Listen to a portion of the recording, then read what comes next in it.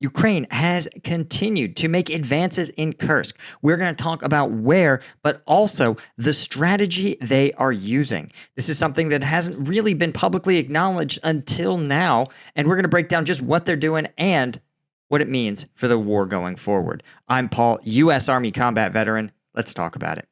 Okay, so I think the most interesting story here is actually along one of these lines of contact in the Kursk region. And let's see if we can pull it up here real quick. You can see here north of Suja, there's actually been a fairly significant, what they are describing as Ukrainian forces completing a clearing operation along this line here. And you can see this is actually a pretty substantial gain from the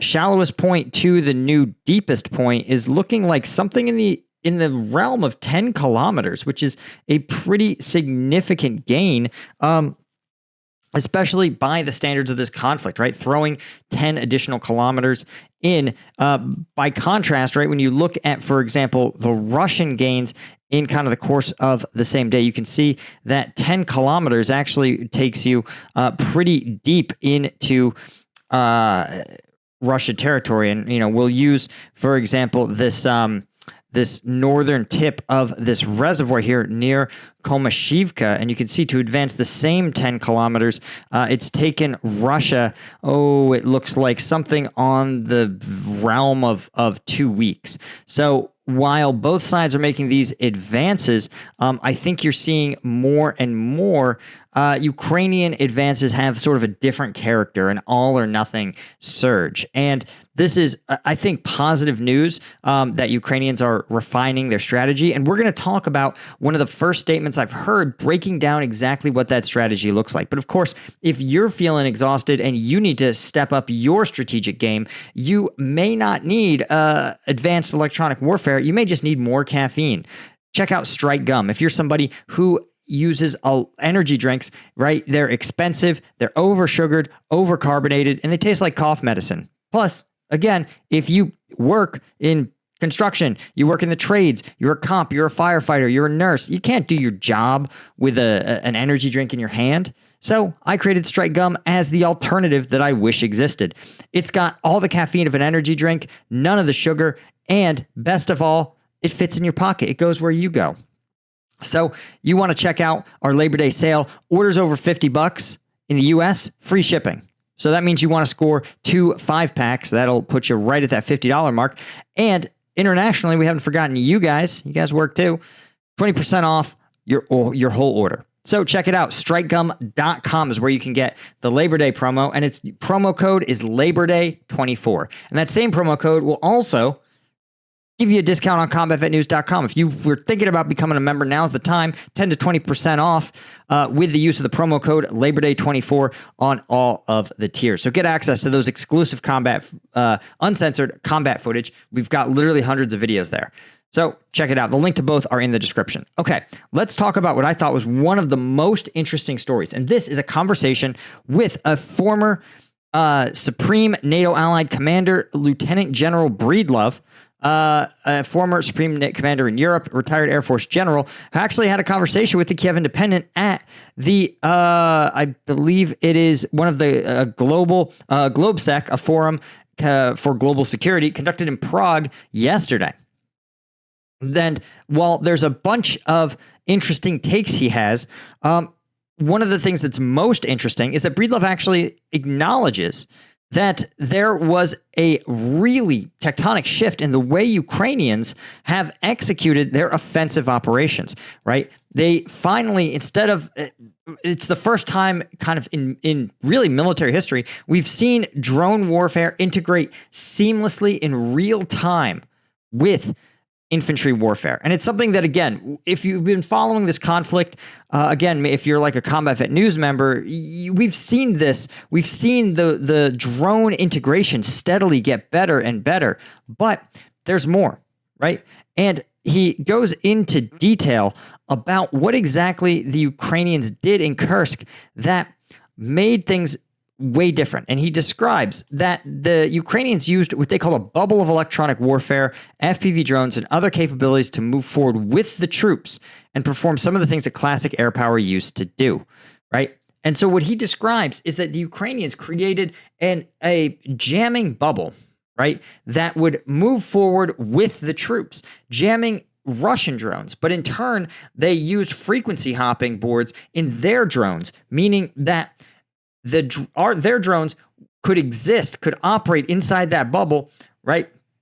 While Russian drones couldn't. Those FPV drones then would do what was called close air support, right? Close air support is, of course, as infantry advances, precision strikes hit enemy positions that are right in front of that advancing infantry force. Well, obviously, the Ukrainians and Russians, due to air defenses, can't deploy big fixed-wing aircraft to provide CAS, but FPV drones can do almost the same role. So as those infantry would advance, they'd be inside this electronic warfare bubble, protecting them from Russian drones that would move along the battlefield with them. Ukrainian drones would be able to operate and zip overhead, hitting Russian targets, clearing the way in front of them. Now, obviously, there is a constraint, but I think the thing that's constraining the Ukrainians is just plain old manpower, right? This is a large front line that they've created here. And at the end of the day, most reports indicate we're talking about 8,000 to 10,000 Ukrainians are involved in this fight. And so this is a robust front, but it requires them, the more you expand outward, right, the more total area you have to defend, unless you can take advantage of some pieces of terrain. Again, we've talked about the fact that one Ukrainian effort likely is to cut off this Sime River, isolate these troops here, and then own the whole Sime. That would be an example, I think, of a effective use and would be very efficient to defend because, again, defending a river, very, very easy to do with comparatively fewer troops than defending, again, an active front line like this. So I think you are seeing the Ukrainians run into a simple quantity problem, but the reality is that this kind of thinking, and General Breedlove acknowledges this in the interview, this kind of thinking by the Ukrainians is unfortunately beyond what a lot of Western generals can do for a couple of reasons. First off, Western generals, when you're fighting the Taliban and Iraqi insurgents, in some ways there had to be innovation, but the innovation was doing more of the same, right? Your tanks were getting hit with IEDs. You make bigger, better tanks. Your in our case, Humvees were getting hit with IEDs. We said, let's just build a bigger, better Humvee that can resist an IED. There was no really fundamental rethinking of military tactics. There was a little bit with General Petraeus' counterinsurgency doctrine, but that was really the only time we saw that kind of innovation in the course of the Iraq and Afghan war, right? And that's what happens when you're so much bigger than your opponent, is that you don't have to innovate. You don't have to evaluate whether or not certain types of initiatives are actually worth your time. And the Ukrainians don't have that luxury. And so they sat there, the Western generals would never be able to even, I think, conceive of this.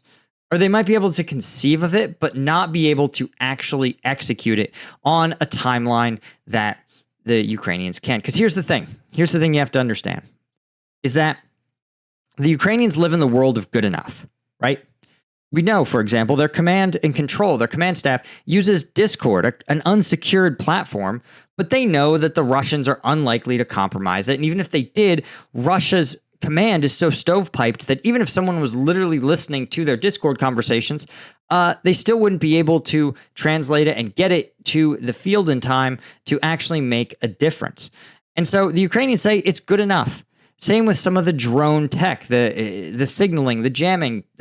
It's civilian stuff, right? The U.S. military, there's so many stakeholders that everybody and their brother will come out of the woodwork and say, have you thought about the fact, yes, I'm in charge of the frequency modulation command, and we weren't consulted on this drone you're piloting, so we need to stop the program and conduct a review, right? And imagine that for 400 gajillion other programs at the Pentagon, where you didn't let General Snuffy and his carbon fiber acquisition command, do a careful review of this.